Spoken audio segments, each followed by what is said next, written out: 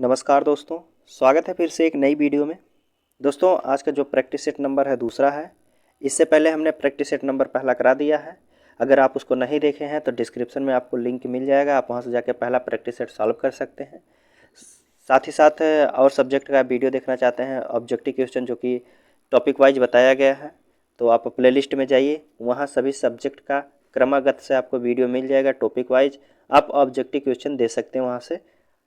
ठीक दोस्तों, तो चलिए अगर बात करते हैं, सभी पीडीएफ को अगर डाउनलोड करना चाहते हैं तो डिस्क्रिप्शन में टेलीग्राम चैनल का लिंक दिया गया है, वहां से जाके आप पीडीएफ को डाउनलोड कर सकते हैं। ठीक दोस्तों, तो चलिए आज का शुरू करते हैं प्रैक्टिस सेट नंबर दूसरे क्वेश्चन का। पहला प्रश्न इसमें पूछ रहा है कि हड़प्पा के लोगों की सामाजिक पद्धति कैसी थी। हड़प्पा लोग जो थे उनकी सामाजिक पद्धति कैसी थी दोस्तों? तो उनकी सामाजिक पद्धति जो थी उचित एवं समतावादी थी। ऑप्शन ए हमारा सही होगा। हड़प्पा लोगों की जो सामाजिक पद्धति थी उचित एवं समतावादी थी। ठीक, अगला प्रश्न इसमें पूछा है, दूसरा क्वेश्चन है कि सांख्य, योग, न्याय, वैशेषिक मीमांसा एवं वेदांत इन 6 भिन्न भारतीय दर्शनों का स्पष्ट रूप से अभिव्यक्त हुई है। कहाँ से हुई है दोस्तों? वैदिक युग से, गुप्त युग से, कुषाण युग से या फिर मौर्य युग से? तो सही आंसर जो होगा योग और सांख्य दर्शन, न्याय दर्शन, मीमांसा, वेदांत इनकी सब जो अभिव्यक्ति हुई है यह वैदिक युग से हुई है। ऑप्शन ए हमारा सही होगा, वैदिक युग से। अगले प्रश्न की हम बात करें तो इसमें पूछा है तीसरा नंबर कि हर्षवर्धन अपनी धार्मिक सभा कहाँ आयोजित करता था। जो हर्षवर्धन था अपना जो धार्मिक सभा है कहाँ आयोजित करता था? मथुरा में, प्रयाग में, वाराणसी में या फिर पेशावर में? तो हर्षवर्धन की बात करें तो यह अपना जो धार्मिक सभा करता था यह प्रयाग करता था। कहाँ? प्रयाग में। ऑप्शन बी हमारा सही होगा। अगले प्रश्न की हम बात करें तो इसमें पूछा है कि कुतुब मीनार का कार्य किसने पूरा करवाया था। कुतुब मीनार जो बन रहा था, कुतुबुद्दीन ऐबक बनवा रहा था, उसके बाद जो है उसका निर्माण जो है पूरा कार्य कौन कराया था? रजिया सुल्तान या फिर इल्तुतमिश, ऐबक या फिर बलबन? तो इसका सही आंसर जो होगा कुतुब मीनार का पूरा कार्य कराने वाला जो है इल्तुतमिश था। कौन है? इल्तुतमिश। जब कुतुबुद्दीन ऐबक की मृत्यु हो जाती है तो उसके बाद जो है इल्तुतमिश कुतुब मीनार का कार्य पूरा करवाता है। तो ऑप्शन हमारा सी सही होगा। अगले प्रश्न की हम बात करते हैं तो 5वां नंबर का प्रश्न है। इसमें पूछ रहा है भारत में अंग्रेजों के समय जो है प्रथम जनगणना किसके कार्यकाल में हुई थी। भारत में जो है अंग्रेजों के समय प्रथम जनगणना किसके कार्यकाल में हुई थी? लॉर्ड डफरिन के, लॉर्ड लिटन के या लॉर्ड मेयो के कार्यकाल में या फिर लॉर्ड रिपन के कार्यकाल में? तो जो सफल जनगणना हुई थी, प्रथम जनगणना लॉर्ड मेयो के काल में हुई थी। कौन होगा? ऑप्शन सी हमारा सही होगा। लॉर्ड मेयो के कार्यकाल में प्रथम जनगणना हुई थी। आगे बात करते हैं, अगला प्रश्न है इसमें पूछा है कि भारतीय राष्ट्रीय कांग्रेस का प्रथम अधिवेशन कहाँ हुआ था। जो भारतीय राष्ट्रीय कांग्रेस का प्रथम अधिवेशन हुआ था, ऑप्शन आपके सामने कलकत्ता में, लाहौर में, मुंबई में या पुणे में? तो कांग्रेस का जो प्रथम अधिवेशन हुआ था यह मुंबई में हुआ था। ऑप्शन सी हमारा होगा, मुंबई में प्रथम अधिवेशन हुआ था। अगले प्रश्न की बात करें तो इसमें पूछा है 7वां नंबर का प्रश्न है, कह रहा है कि काकोरी केस के अभियुक्तों के बचाने हेतु किसकी अध्यक्षता में एक समिति का गठन किया गया था। जो काकोरी षड्यंत्र हुआ था, केस हुआ था, उसके उपलक्ष्य जो उन व्यक्तियों को बचाने के लिए किसकी अध्यक्षता में एक समिति का गठन किया गया था? ऑप्शन आपके सामने है, आचार्य नरेंद्र देव या फिर गोविंद बल्लभ पंत द्वारा या फिर चंद्रभानु द्वारा या मोतीलाल नेहरू की अध्यक्षता में?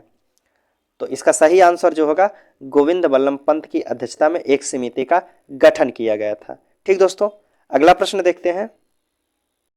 इसमें पूछ रहा है 8वां प्रश्न है कि महात्मा गांधी के चंपारण सत्याग्रह का किसने विरोध किया था।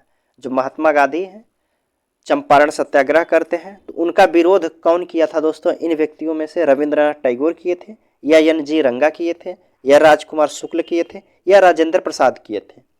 तो चंपारण सत्याग्रह का जो महात्मा गांधी का विरोध किए थे एन.जी. रंगा किए थे। कौन थे? एन.जी. रंगा। और राम कुमार शुक्ल जो है जो लखनऊ अधिवेशन होता है 1916 में, वहाँ जो है महात्मा गांधी से कहते हैं कि चंपारण में ऐसी ऐसी घटना है, तो वहाँ से जो महात्मा गांधी हैं 1917 में चंपारण सत्याग्रह करते हैं। तो इनका विरोध जो करते हैं एन.जी. रंगा करते हैं। ठीक, अगला प्रश्न इसमें पूछ रहा है कि किसके सुझाव पर भारतीयों को साइमन कमीशन से बाहर रखा गया था। किसके सुझाव पर भारतीयों को जो है साइमन कमीशन से बाहर रखा गया था? लॉर्ड रीडिंग के, या फिर लॉर्ड चेम्सफोर्ड के, या सर जॉन साइमन से, या फिर लॉर्ड इरविन से?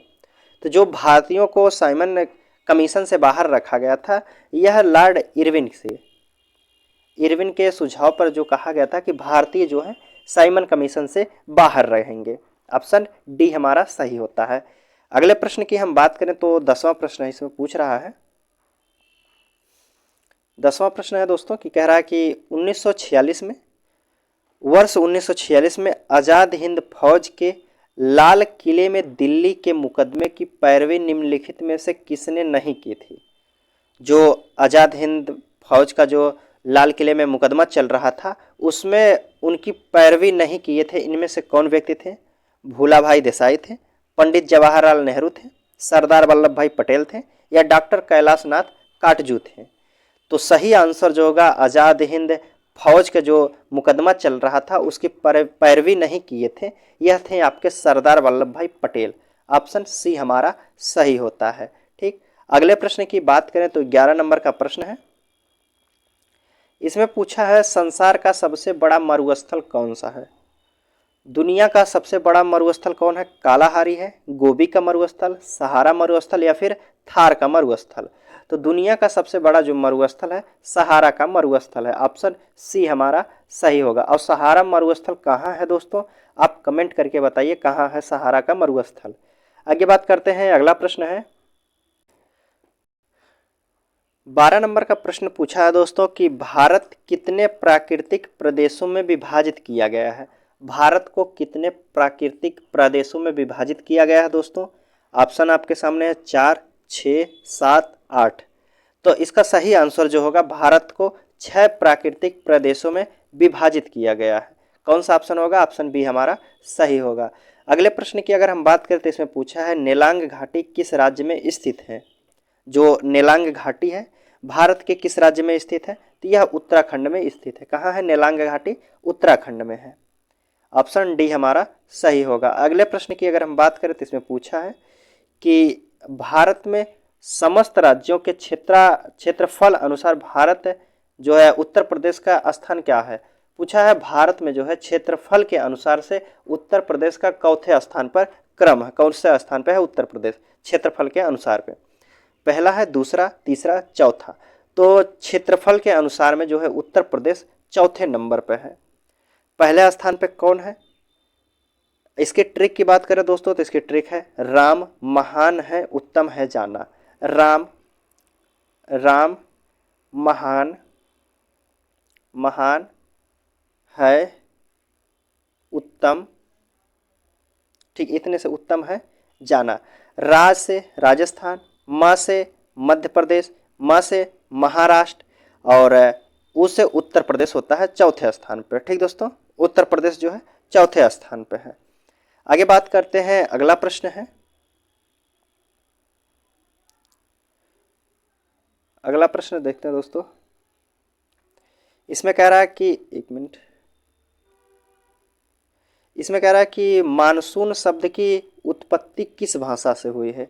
जो मानसून शब्द है उसकी उत्पत्ति किस भाषा से हुई है? अरबी से है, स्पेनिश से है, हिंदी से है, या आंग्ल भाषा का है?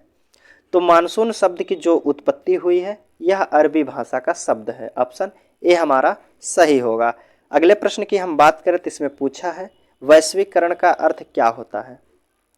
वैश्वीकरण का अर्थ क्या होता है दोस्तों? तो वैश्वीकरण का अर्थ जो होता है दोस्तों घरेलू अर्थव्यवस्था का वैश्विक अर्थव्यवस्था के साथ एकीकरण। घरेलू अर्थव्यवस्था का वैश्विक अर्थव्यवस्था के साथ एकीकरण करने जो है वैश्वीकरण का अर्थ होता है। ठीक,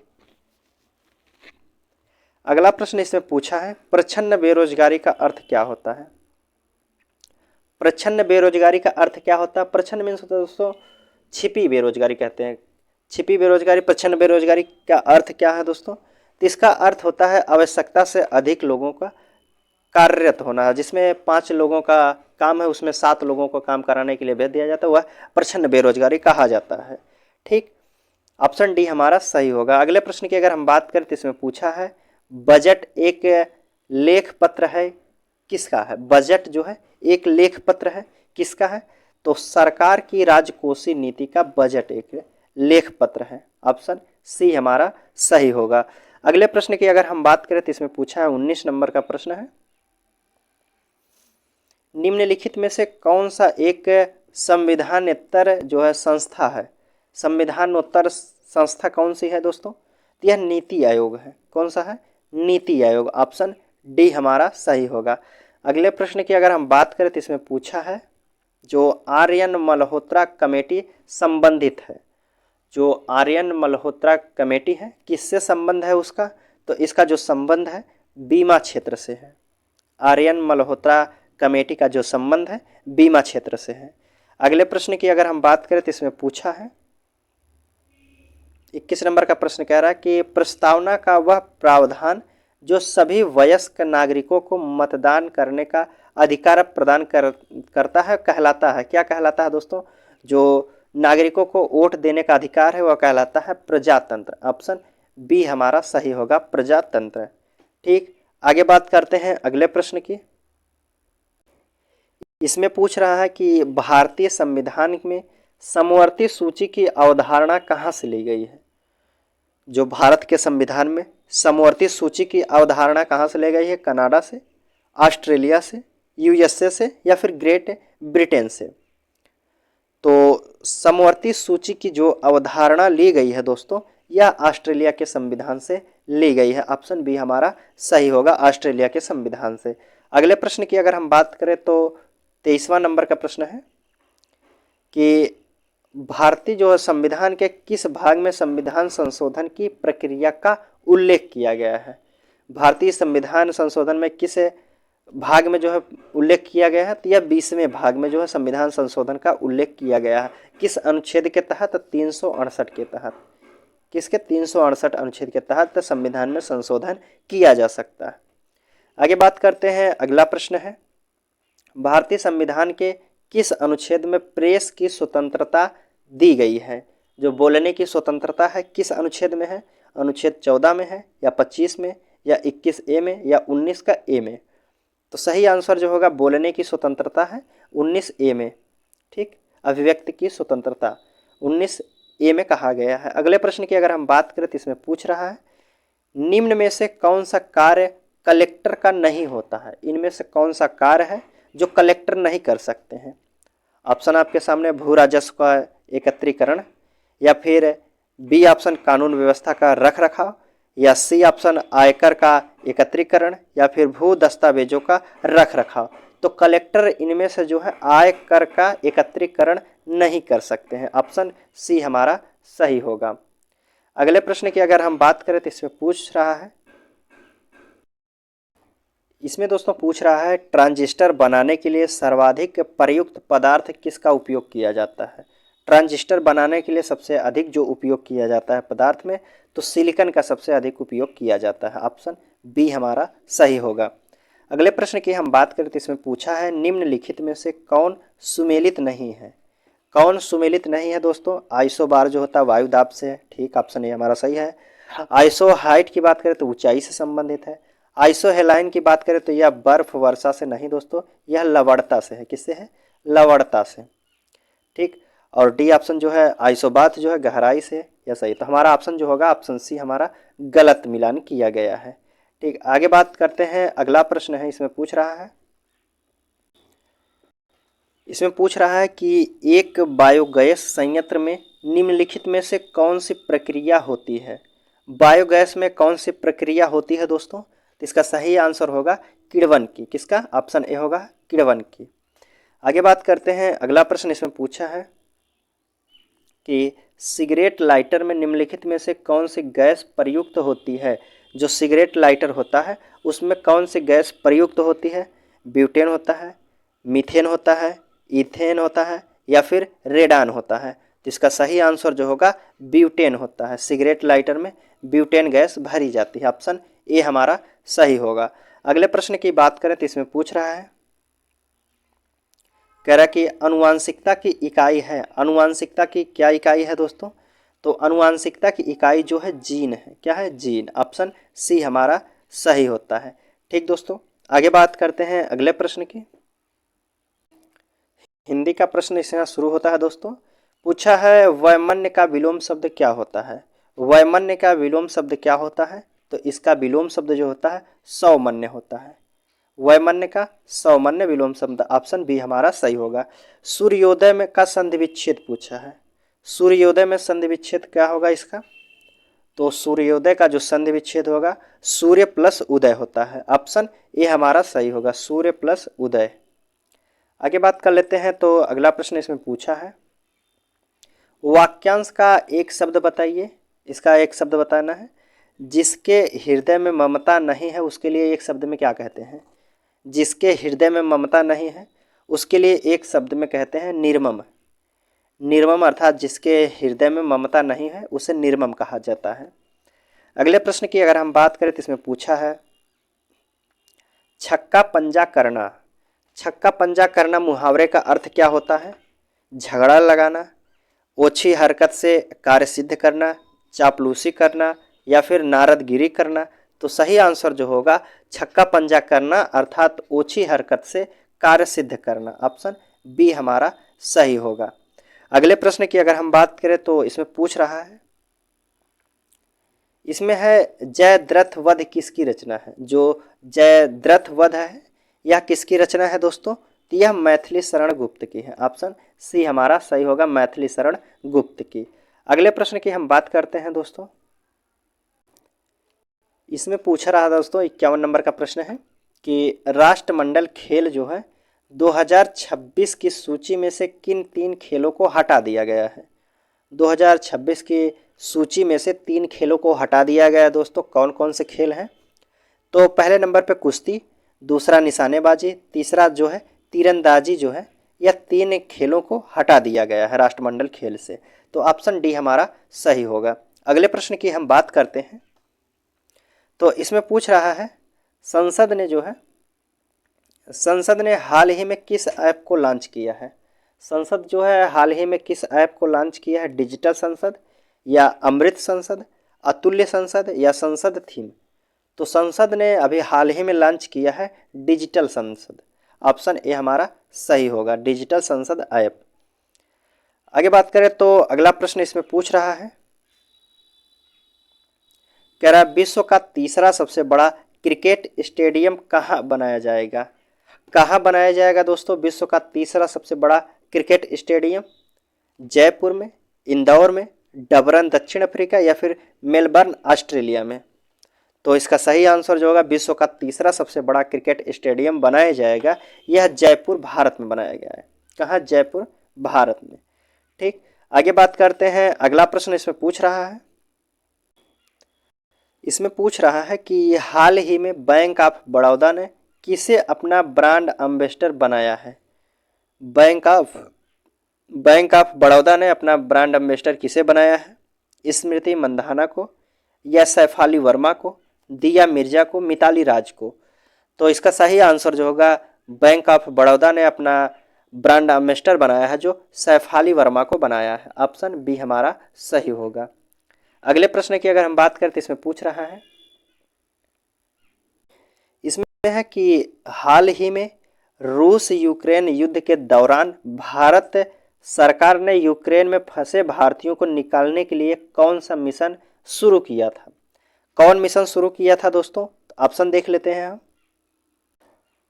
ऑप्शन आपके सामने है, operation Bharat, operation Yamuna, operation मुक्ति या ऑपरेशन गंगा। तो जो यूक्रेन में फंसे भारतीयों के लिए चलाया गया था ऑपरेशन गंगा। ऑप्शन डी हमारा सही होगा, ऑपरेशन गंगा चलाया गया था अभियान। ठीक, आगे बात करते हैं। अगला प्रश्न इसमें पूछ रहा है 58 नंबर का प्रश्न है कि कह रहा है कि हाल ही में भारतीय नौसेना ने किस देश की नौसेना के साथ अरब सागर में पैसेज अभ्यास किया था? पैसेज अभ्यास किसके साथ किया है भारत और किस देश की सेना ने? तो भारत और रूस की सेना ने अरब सागर में पैसेज अभ्यास किया है दोस्तों। आगे बात करते हैं, अगला प्रश्न है, द लिटिल बुक ऑफ ज्वार नामक पुस्तक के लेखक कौन है? द लिटिल बुक ऑफ ज्वार नामक पुस्तक के जो लेखक हैं वह है दोस्तों आपके दलाई लामा और यसमंड टूटू, दोनों हैं। कौन है? दोनों हैं, दलाई लामा, यसमंड टूटू। आगे बात करते हैं अगले प्रश्न की, जिसमें पूछा है, पहला लता दीनानाथ मंगेशकर पुरस्कार से किसे सम्मानित किया गया है? पहला लता दीनानाथ मंगेशकर जो है पुरस्कार से किसे सम्मानित किया गया है? ऑप्शन आपके सामने है, Narendra Modi, B option Amit Shah, C option Yogi Adityanath, या इनमें से कोई नहीं। तो इसका सही आंसर जो होगा, नरेंद्र मोदी को सम्मानित किया गया है दीनानाथ मंगेशकर पुरस्कार से। आगे बात करते हैं, अगला प्रश्न इसमें पूछा है, वाटर लिली भारत के किस पड़ोसी देश का राष्ट्रीय चिन्ह है? वाटर लिली जो है किस देश का राष्ट्रीय चिन्ह है? श्रीलंका का है, बांग्लादेश का है, भूटान का है, या नेपाल का है? तो वाटर लिली जो है यह बांग्लादेश का राष्ट्रीय चिन्ह है। ऑप्शन बी हमारा सही होगा। अगले प्रश्न की हम बात करते हैं, तो इसमें पूछ रहा है, इसको मिलान करना है दोस्तों। इसमें देश दिए गए हैं, उनकी राजधानियां दी गई हैं, तो मिलान करना है। नॉर्वे की राजधानी कहाँ है? तो नॉर्वे की राजधानी जो है दोस्तों ओस्लो है। ऑप्शन जो मिलेगा चौथे के साथ मिलेगा, जो है नॉर्वे की राजधानी ओस्लो है। साइप्रस की बात करें तो साइप्रस की राजधानी निकोसिया है, और जॉर्जिया की बात करें तो जॉर्जिया की राजधानी तिबिलिसी है, और ऑस्ट्रिया की राजधानी जो है वियना है। ऑस्ट्रिया की राजधानी वियना है। तो हमारा ऑप्शन कौन सा सही होगा? पहले का चौथा, दूसरे का पहला। पहले का चौथा, दूसरे का पहला देखते हैं। पहले का चौथा, दूसरे का पहला इसमें नहीं है, इसमें तो है ही नहीं, तो ऑप्शन डी हमारा सही होगा। कौन सा? ऑप्शन डी हमारा सही होगा। अगले प्रश्न की अगर हम बात करें तो इसमें पूछ रहा है कि निम्नलिखित में से किसे राष्ट्रपति पद के लिए निर्विरोध निर्वाचन किया गया था? राष्ट्रपति पद के लिए निर्विरोध निर्वाचन किया गया था, किसे किया गया था? डॉक्टर एस राधाकृष्णन को, या फिर ए.के. नारायण को, या नीलम संजीव रेड्डी को, या फिर डॉक्टर राजेंद्र प्रसाद को? तो इसका सही आंसर जो होगा, नीलम संजीव रेड्डी को निर्विरोध राष्ट्रपति पद के लिए चुना गया था। आगे बात करते हैं, अगला प्रश्न है, पूछ रहा है कि पहला राष्ट्रीय पंचायती राज दिवस किसके द्वारा घोषित किया गया था? जो पहला राष्ट्रीय पंचायती राज दिवस जो है किसके द्वारा घोषित किया गया था? नरेंद्र मोदी द्वारा, या मनमोहन सिंह द्वारा, या फिर नरेंद्र तोमर द्वारा, या फिर राजनाथ सिंह द्वारा? तो इनमें से सही आंसर जो होगा आपका डॉक्टर मनमोहन सिंह द्वारा जो है राष्ट्रीय पंचायती राज दिवस घोषित किया गया था। आगे बात करते हैं, अगला प्रश्न इसमें पूछा है, संयुक्त राष्ट्र का मुख्यालय कहाँ है? जो संयुक्त राष्ट्र का मुख्यालय है न्यूयॉर्क है, पेरिस है, टोक्यो है, या ओसाका है? तो सही आंसर जो होगा, संयुक्त राष्ट्र का मुख्यालय जो है न्यूयॉर्क में है। ऑप्शन ए हमारा सही होगा। अगले प्रश्न की बात करें तो गोल गुंबद भारत के किस राज्य में स्थित है? गोल गुंबद भारत के किस राज्य में स्थित है? कर्नाटक में है, तमिलनाडु में, आंध्र प्रदेश, या फिर केरल में है? तो गोल गुंबद जो है कर्नाटक राज्य में स्थित है। ऑप्शन ए हमारा सही होगा। अगला प्रश्न है, इसमें पूछ रहा है कि झारखंड का लोक नृत्य क्या है? झारखंड का लोक नृत्य क्या है? लीन है, पकाई है, छाऊ है, या फिर बी सी दोनों है? तो झारखंड की बात करें तो पकाई और छाऊ दोनों लोक नृत्य हैं झारखंड का। ऑप्शन डी हमारा सही होगा। अगले प्रश्न की अगर हम बात करें तो इसमें पूछ रहा है, 68 नंबर का प्रश्न है, इसमें है कि जूडो जो है किस देश का राष्ट्रीय खेल है? जूडो किस देश का राष्ट्रीय खेल है दोस्तों? तो जूडो की बात करें, यह जापान का जो है राष्ट्रीय खेल है। कहाँ का है? जापान का। ऑप्शन इसमें नहीं दिया गया है, ऑप्शन आगे देख लेते हैं। तो कहाँ का है जूडो जो है? जापान का राष्ट्रीय खेल है। आगे बात करते हैं, अगला प्रश्न इसमें पूछ रहा है कि गोल्डन गर्ल एवं उड़न परी के नाम से किसे जाना जाता है? गोल्डन गर्ल या फिर उड़न परी के नाम से किसको जाना जाता है दोस्तों? ऑप्शन आपके सामने है, पीटी उषा को, या साइनी अब्राहम को, या जेके बीना मोल को, या फिर सुनीता रानी को। तो इसका सही आंसर जो होगा, उड़न परी के नाम से जाना जाता है आपकी पीटी उषा को। ऑप्शन ए हमारा सही होगा, गोल्डन गर्ल और उड़न परी के नाम से पीटी उषा को जाना जाता है। अगला प्रश्न है और लास्ट प्रश्न है दोस्तों, इसमें पूछ रहा है जलवायु परिवर्तन के संबंधित जो है स्टॉकहोम सम्मेलन का कब आयोजित किया गया था। जो जलवायु परिवर्तन से संबंधित स्टॉकहोम सम्मेलन कब आयोजित किया गया था दोस्तों, तो यह किया गया था 1972 में। ऑप्शन डी हमारा सही होगा। ठीक दोस्तों, हमारा क्वेश्चन जो है आज का यहीं समाप्त होता हुआ। चलिए आपसे मिलते हैं अगले वीडियो में, तब तक के लिए धन्यवाद दोस्तों।